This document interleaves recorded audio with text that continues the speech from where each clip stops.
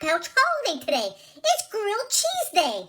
It's one of those unofficial holidays, but if you ask my mom, it should be a statue holiday for everyone so they could stay home and make a tasty grilled cheese sandwich. For sure, the melting gooey cheese on bread, it's been around for a long time. The archaeologists, they found a breadcrumb trail all the way back to the Stoner Age. Those prehistorical breads, though, they weren't even rectangles of goodness. They were lots of different shapes, and there were no slices, so you couldn't make the grilled cheese. You just ripped off a hunk of that, and you gobbled it down with your ale. So there's lots of different names for the grilled cheese sandwich. In the France lands, they have their very fancy croque monsieur, while the Welsh lands, they have their rare bit. The Italy lands, they have their panini, and the Australia lands, they have tiger toast. In the Mexico lands, it's a cheese quesadilla, and the UK lands, they call it cheese toasty.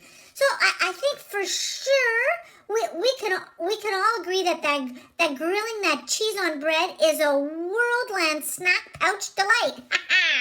But how did it get so famous? Well, that sandwich, it really got its jumping start in the 20s when sliced bread came around.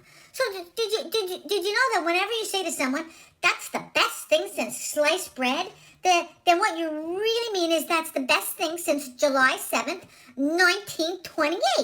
So in case you didn't even know, Otto Frederick Rodwetter, he was a jeweler and inventor from the Iowa lands, and he really wanted to make a bread slicing machine. So he worked on his design for over 10 years, and he finally had that machine that could slice bread about a half-inch thick and then wrap it all up.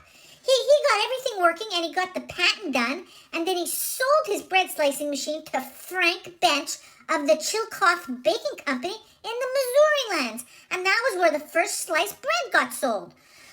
Okay, back to the gooey goodness of that grilled cheese. Now we know where the sliced bread came from.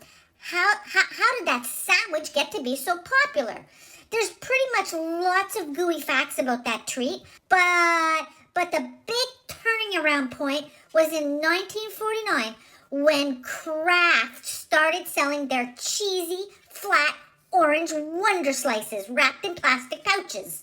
You could put one of those Wonder Slices on an Otto machine sliced bread, pop it under the broiler, and voila, cheese dreams. So that became the go-to cheese for its melting goodness. It also became a staple for hiding pills for unsuspecting dogs.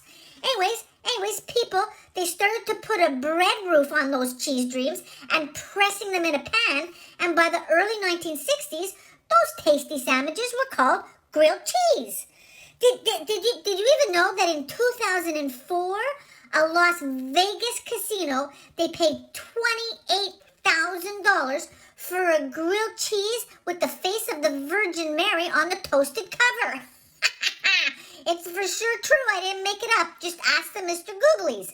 So today, in whatever worldland you're in, maybe you could make one of your classic grilled cheeses, or if you want, you could try one of my mom's famous grilled cheeses. She's an expert. One of her best ones is she puts the old cheddar cheese that's really crumbly and stinky, and she mixes it with some mozzarella because that gets really gooey. And then she puts really thin sliced apples and a little drizzle of her very old balsamic vinegar. Then she presses it all down on grainy bread with lots of butter. She says that you shouldn't cheat because the butter, it makes it magical. So that's what we're having for dinner tonight. And I think for sure I'm going to get some tasty crusts of that gooey goodness.